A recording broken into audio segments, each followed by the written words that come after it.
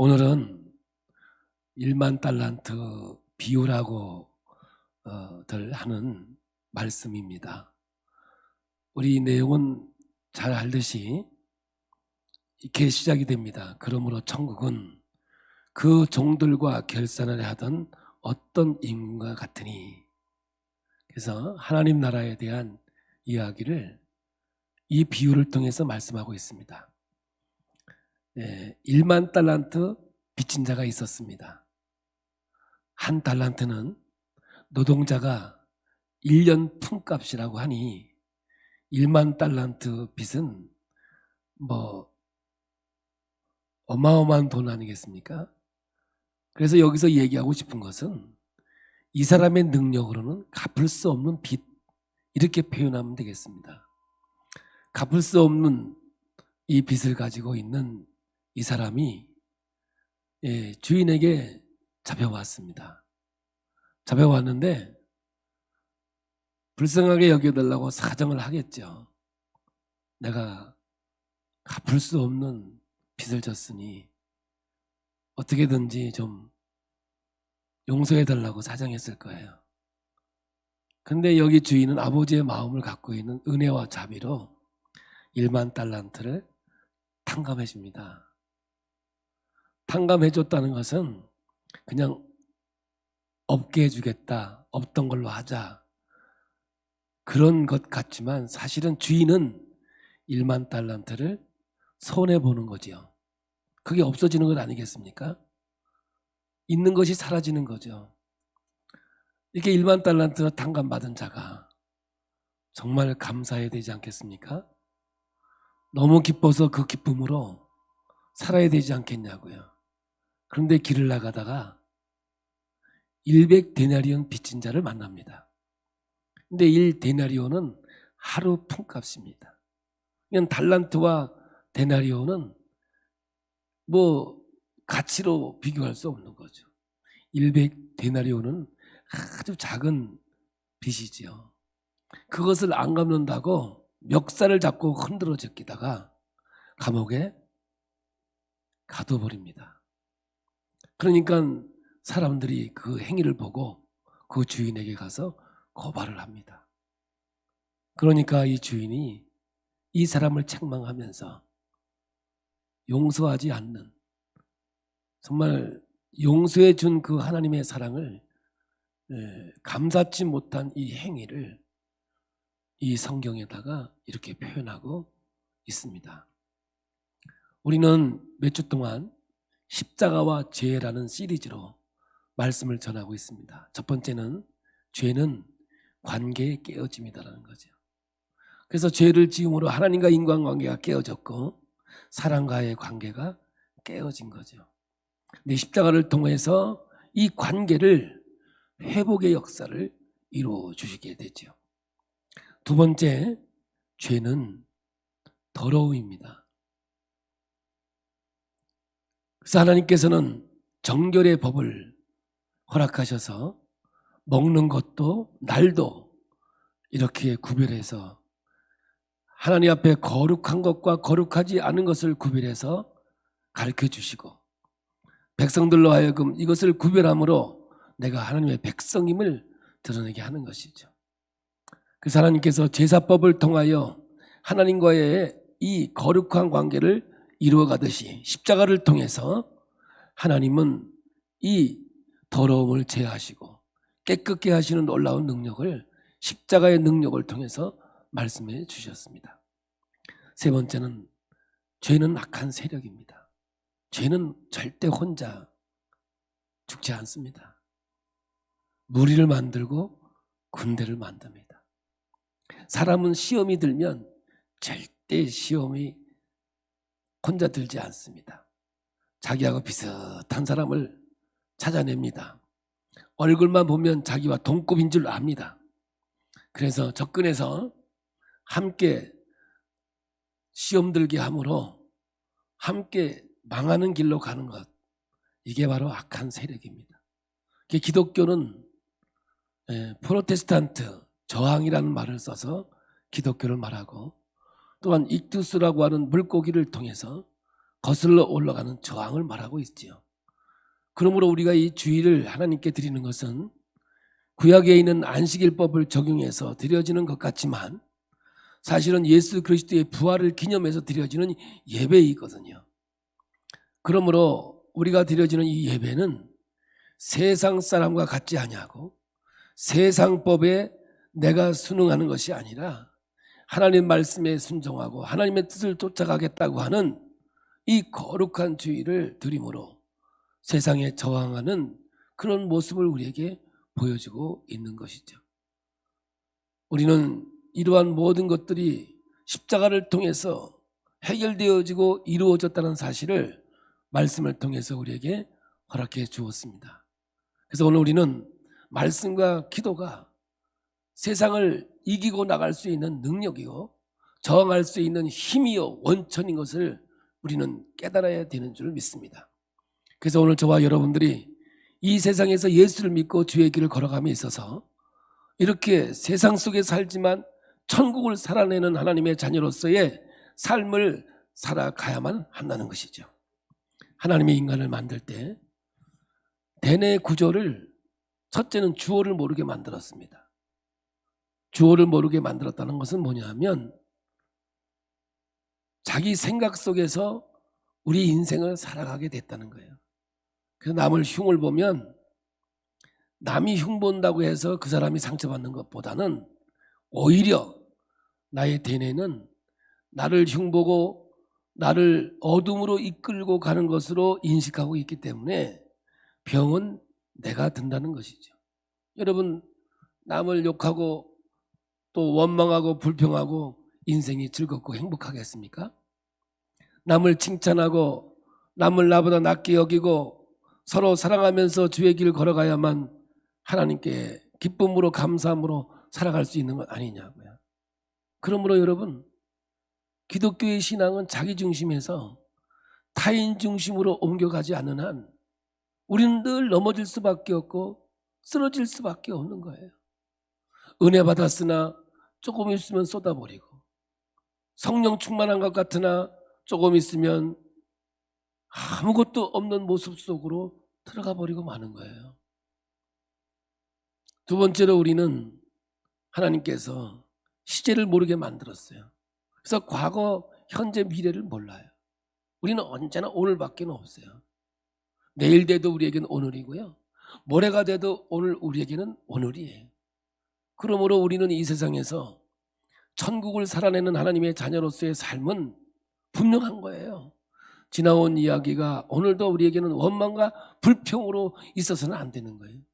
하나님의 창조의 섭리와 하나님의 역사를 깨닫는다면, 아니 하나님이 어떤 분인가를 안다면 우리는 감사할 수밖에 없는 거죠. 그러므로 지난날에 힘들고 어려웠던 시간들, 고통과 아픔의 시간들이 하나님을 알고 나면 오늘 나에게는 하나님의 나를 여기까지 인도하기 위한 손길이었고 그걸 통해서 우리는 간증의 역사를 쏟아낼 수밖에 없는 거죠. 그러면 오늘 우리가 어떻게 살아야 되느냐? 언젠가 우리가 이루어야 하나님의 나라 천국을 소급해서 오늘 쓸 수 있어야 그것이 내가 가지고 있는 천국이고 내가 소유한 천국이며 내가 누릴 천국이라는 사실을 분명히 말씀하고 있는 거죠. 오늘 이 본문은 바로 이 맥락 속에서 우리에게 주신 하나님의 말씀이에요. 오늘 이 말씀의 주제는 용서라고 하는 거예요. 용서라는 그 단어, 하나님의 창조의 역사 속에서 이 세상에서 어떻게 살아내야 될 것인가, 그 말씀을 직접 우리에게 십자가를 통해 이루어 주신 사건을 통해서 말씀하고 있는 거란 말입니다. 여러분, 오늘 여기 있는 죄는 빛과 똑같은 단어로 사용해요. 그래서 주님께서 가르쳐 준 기도 속에 하나님께서 우리의 죄를 용서해 준 것 같이 우리도 남의 죄를 용서해 주고 했을 때 이 용서, 죄는 뭐냐면 부채예요. 부채, 빚이라고요. 빚을 갚아준 것 같이 이렇게 원래 원어는 표현을 그렇게 하는 거예요. 그러므로 우리의 이 죄는 하나님께서 갚아주지 않은 한 이 죄값을 우리가 치러야 되는 거죠. 다시 말하면 빚을 우리는 해결해야 되는 거죠. 여러분, 10,000원 빌린 사람은 뭐 몸에 다가오는 부담감은 별로 안 될 거예요.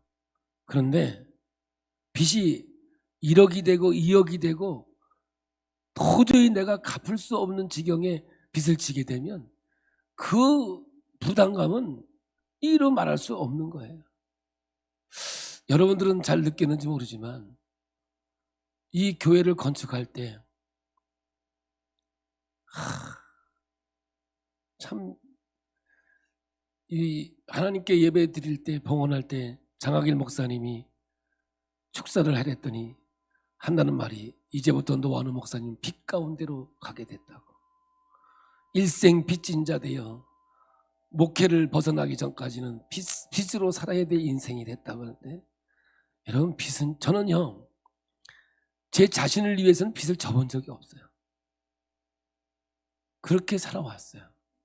그런데 하나님께 드리기 위해서, 헌신하기 위해서는 진짜 과감하게 갚을 수 없을 정도로 하나님 앞에 드리고 도전했어요. 그렇지만 이 전체적인 이 부담은 이루 말할 수 없는 거예요. 제가 이 건축할 때 몸무게가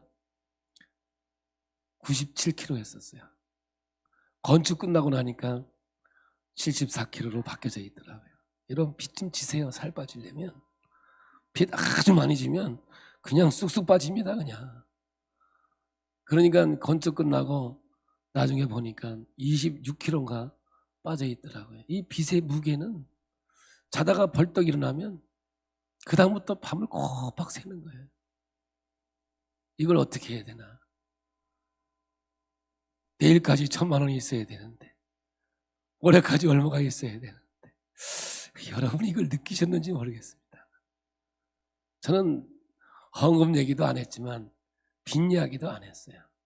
왜냐? 어차피 담임 목사로서 감당해야 할 일이라면 감당해야 될 거라고 생각했기 때문에 그래요. 그런데 이 빚이 언젠가는 저도 자유를 잊겠지요.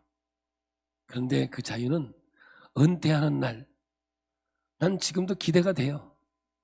은퇴하는 날 난 이 빚에서 자유하리라. 아멘도 안 해주시네. 은퇴하지 말란 말이야. 그러면 계속 빚지고 가란 말이야. 근데 오늘 여러분, 이 성경은 죄를 빚으로 얘기하고 있다고요. 이걸 탕감받은 거예요. 1만 달란트, 죽었다 깨도 갚을 수 없는 액수를 주인이 탕감해 준 거예요. 이 기쁨, 이 감격, 이 놀라움이 오늘 우리가 누리고 살아야 할 이 땅의 삶인 거예요.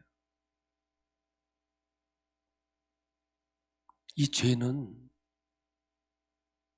우리를 사망으로 이끌고 가요. 죄값은 사망이에요. 우리는 죄를 이길 수가 없어요. 그 누구도 죄에서 자유할 수 없고요. 근데 이 죄를 십자가에서 예수를 죽임으로 이 빚을 탕감해 주신 거예요. 하나님은 이 죄값을 지불하시고 우리를 하나님의 자녀로 삼아주셨어요. 이거를 정확하게 표현하면 돈을 주고 사다. 이게 구속이란 말이에요.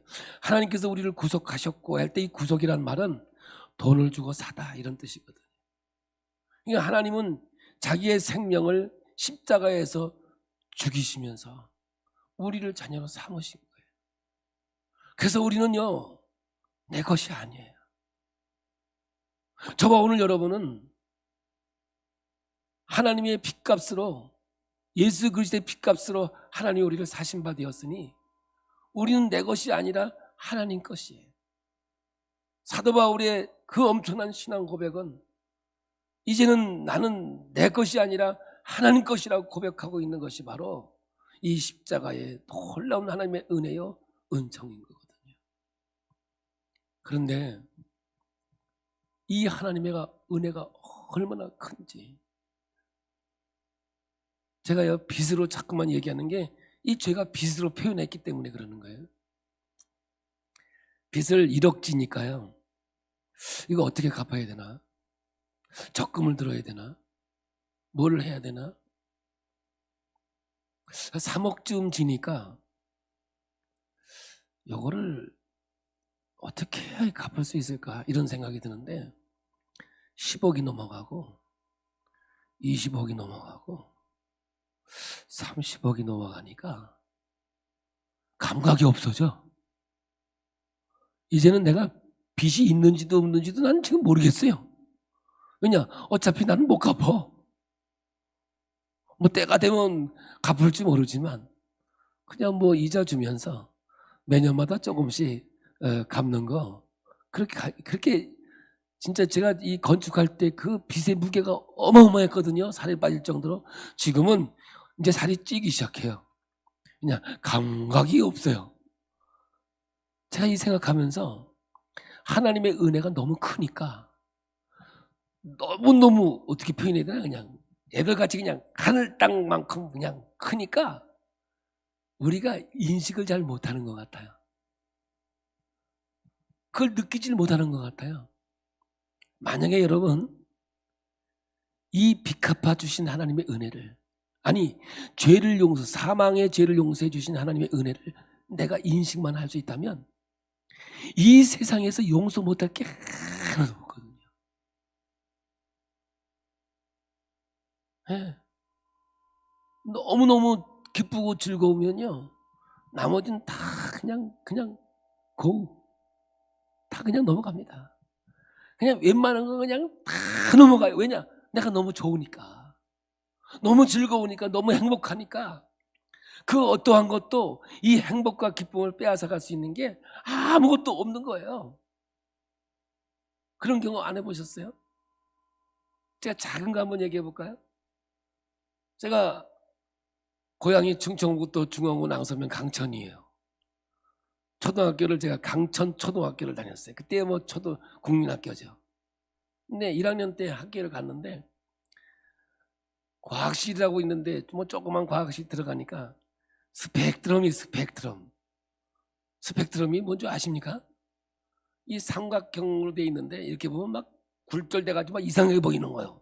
신기해가지고 그걸 가지고 막 이렇게 돌아다니는데 아차하는 순간에 그냥 이걸 놓쳐가지고 그냥 반동강이 해놨어요. 근데 벽에다 뭐라고 썼냐면 기물을 파괴시 변상 조치함 뭐 이런 거예요. 흔히 그거를 내가 갚을 능력이 있나? 아이고 내가 이제 이걸 무슨 수로 갚아주나? 이걸 우리 어머니한테 얘기하면 가뜩이나 월사금도 우린 식구들이 많아가지고요. 한 학교에 3명씩 다녀.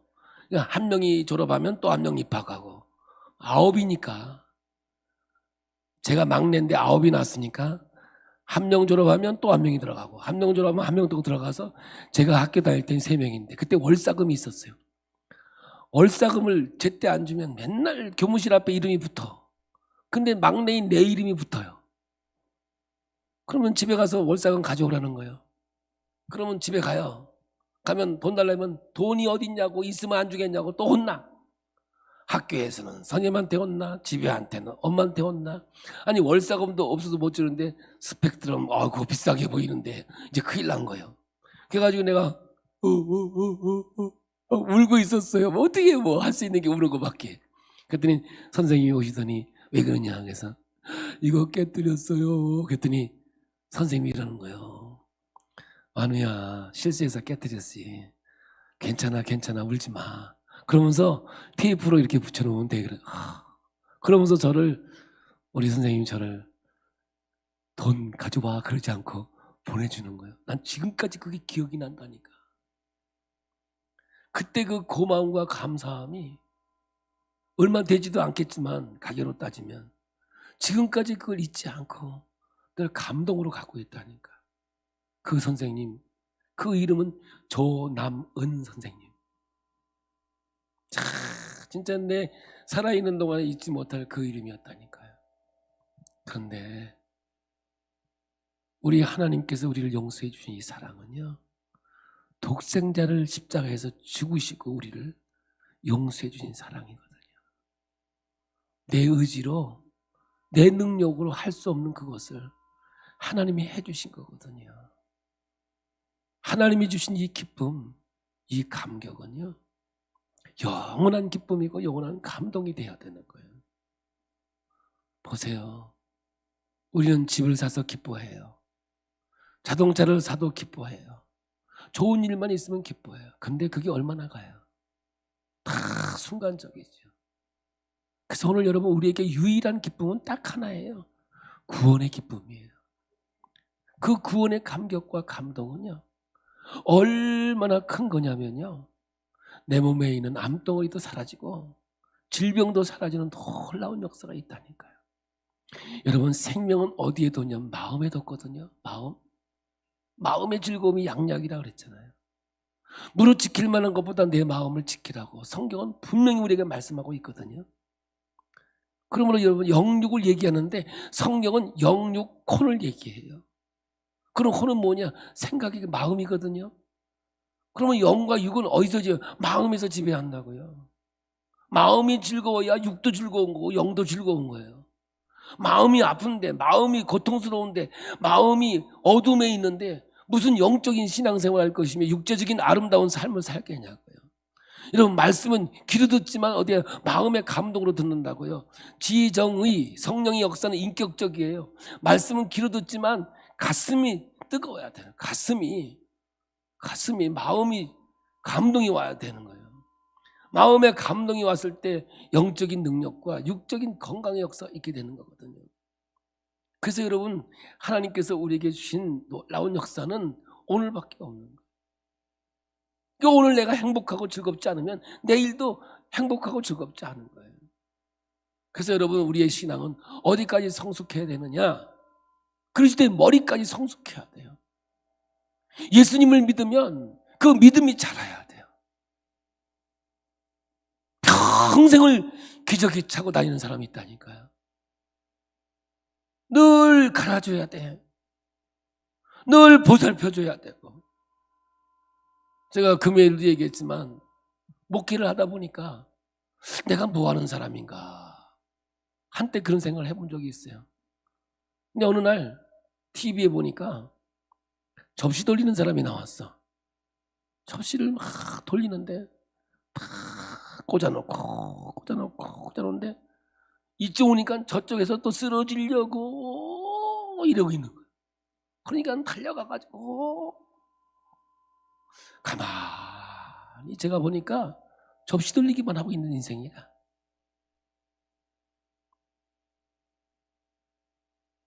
구원의 기쁨, 나에게 영원한 하나님이 주신 영원한 생명의 놀라운 능력을 소유한 내가 다 세상 속에서 찌든 인생을 살아가는 거예요. 하나님이 주신 구원의 기쁨, 그 1만 달란트, 이 1만 달란트 탕감받은 내가 세상 일로 인해서 그 기쁨을 빼앗길 수 있을까요? 빼앗긴다면 그건 진리가 아니에요. 빼앗긴다면 그것은 하나님이 주신 게 아니에요. 있다가 없어질 세상에서 주는 쾌락이고 아무것도 아닌 거예요. 오늘 우리 주님께서는 이 말씀을 통해서 우리에게 깨닫기를 원하고 있는 거예요. 예수 믿는 사람이 원망할 수 있을까요? 불평할 수 있을까요? 네, 원망도 있고 불평도 있겠죠. 그러나 적어도 내가 빚을 탕감받은 자로서 사망에 이르는 이 죄값을 탕감받은 자로서는 여러분 어떻게 살아내야 할지를 우리는 분명히 말씀을 통해서 우리에게 주고 있는 생명의 말씀인 거예요. 성경은 말해요. 100데나리온 빚진 자를 멱살을 잡고 흔들었어요. 갚으라고. 안 갚으니까 그를 감옥에 가둬버렸어요. 그랬으니 어떻게 됐겠어요? 주인이 그 말을 듣고 아주 나쁜, 도저히 내가 용납할 수 없다고 그를 다시 감옥에 가둬버리는 이 말씀을 우리에게 하고 있는 거예요. 그래서 우리는 성숙해야 된다는 겁니다. 그리스도의 머리까지 자라야 된다는 것이죠. 그게 오늘 여기서 뭐예요? 용서예요. 용서. 77번까지 무한대로 용서하라. 네가 탕감받은 것보다 네가 용서할 게 뭐가 없냐? 네가 용서 못할 게 뭐가 있냐는 거예요. 우리는 쉴 새 없이 하나님의 언어의 능력을 줬음에도 불구하고 감사하지 못하고 정말 하나님 앞에 영광 돌리지 못하고 입만 열면 열린 무덤이라. 사도 바울이 로마서에서 고백한 것과 같이 썩음 냄새를 풍기고 기쁨이 없고 감사가 없고 행복이 없는 건 없는 거예요. 여러분 속지 마십시오. 여러분 속으면 안 됩니다. 어둠의 영에 속으면 안 된다고요. 그래서 우리는 세상 속에서 저항하는 자예요. 혈과 육의 싸움이 아니라 영적인 싸움을 싸우는 악한 영들과 싸우는 믿음의 자녀들이 되어야 될 줄로 믿습니다. 오직 예수 그리스도, 그분이 우리에게 베풀으신 이 은혜가 오늘 우리를 지배하고 인도할 때 온전한 신앙이 된 거예요. 그러면 요즘에 많이 하는 얘기, 우리가 창세기 요셉을 통해서 이 말씀을 좀 생각해 봐요. 요셉은 아버지의 사랑을 받았어요. 전쟁이 터졌어요. 걱정이 돼서 아버지가 도시락을 싸가지고 형제들의 안부를 물으러 가요.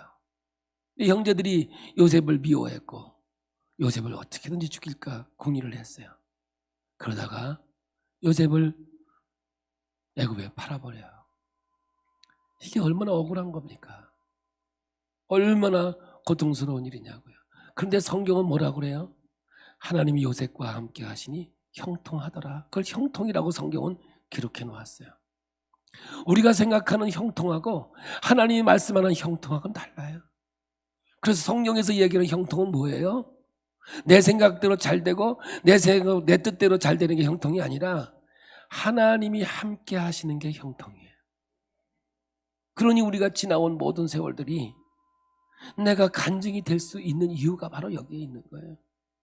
얼마나 충실되게 일을 했는지 이 보디발 장군이 아내 외의 모든 것들은 요셉에게 다 맡겨버렸어요.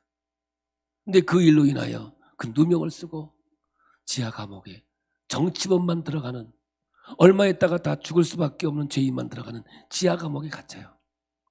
얼마나 억울하고 여러분 원통한 일입니까? 그런데 성경은 뭐라고 기록되어 있습니까?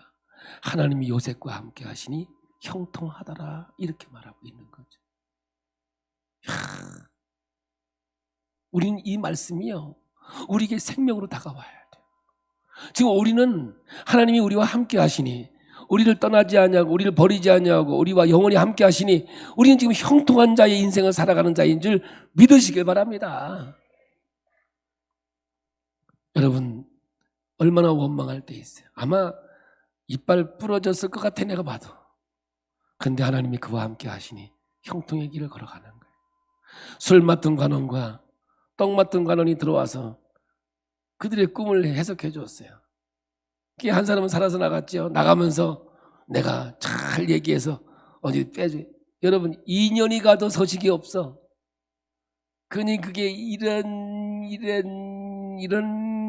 이렇게 되지 않았겠습니까? 그런데 여러분 보세요. 성경은 뭐라고 그래요? 하나님이 요셉과 함께 하셨고 떠나지도 아니하셨고 버리지도 않으셨어요. 바로에게 꿈을 꾸게 하시고 그걸 해석함으로 총리 대신이 되게 했어요. 여러분 총리가 됐다는 게 여러분 하나님의 꿈이 아니에요. 기근이 있을 때 그 민족을, 여러분 70인의 가족들을 고센 땅으로 이끌어 드디어 하나님이 약속하신 민족을 이루는 놀라운 역사가 하나님의 계획과 섭리 속에서 이루어지고 있는 거죠. 이제 야곱이 세월이 흘러 죽습니다. 형님들이 이제 아버지가 있으니 이제 해코지라면 어떡할까 두려운 마음에 요셉에게 와서 이렇게 말합니다. 주여, 동생한테 주여 그럽니다. 그러면서 하는 말이, 아버지 야곱이 돌아가시면서 절대로 형제들을 해하지 말라고 하였나이다. 그러니까 요셉이 옷을 찢으면서 하는 말이, 형님들이여 왜 이러십니까? 내가 어떻게 하나님의 일을 대신하리이까? 심판하고 다스리는 것은 하나님의 일이지 내 일이 아닙니다. 이미 하나님께서 계획하시고 형님들을 통해서 나를 이 땅에 보내어 한 민족을 이루게 하실 거니 이것이 하나님의 뜻이라고 이야기하는 이 요셉의 삶이야말로 오늘 우리가 꼭 배워야 돼. 예수 그리스도를 통해서 우리에게 주시는 하나님의 음성이 되기를 축복합니다.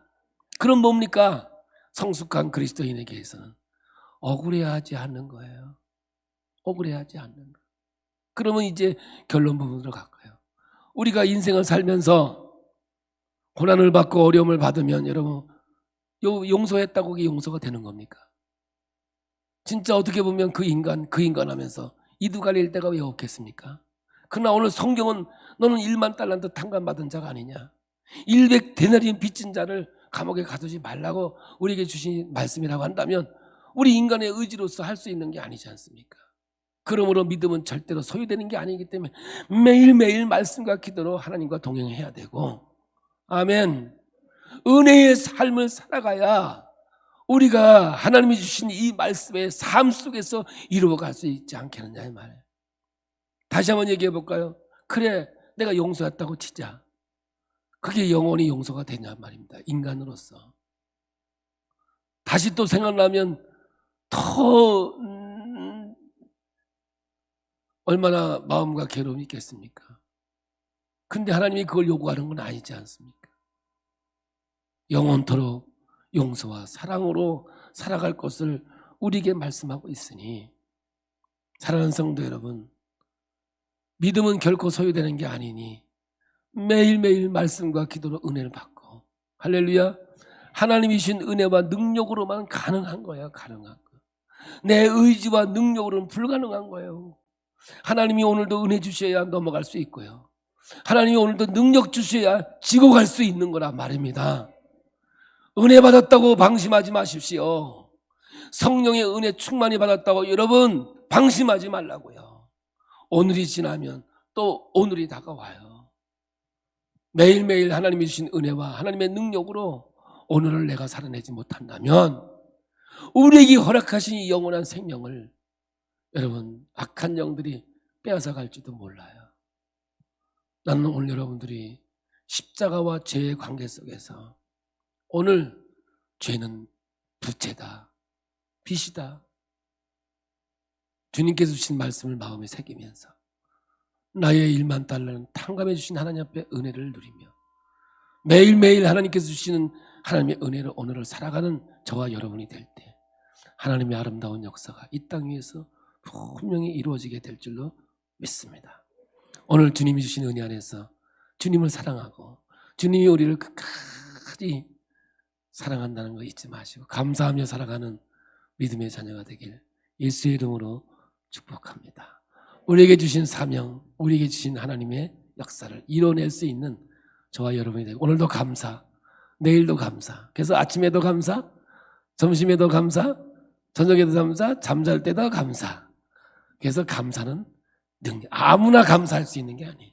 능력 있는 자만이 감사할 수 있다는 사실 아시고, 1만 달란트 빚진 자, 십자가에서 이루어 주신 이 십자가의 도가 우리 모두를 통해서 이 땅에 이루어지는 아름다운 신앙, 기쁨의 교회가 되길 예수의 이름으로 축복합니다.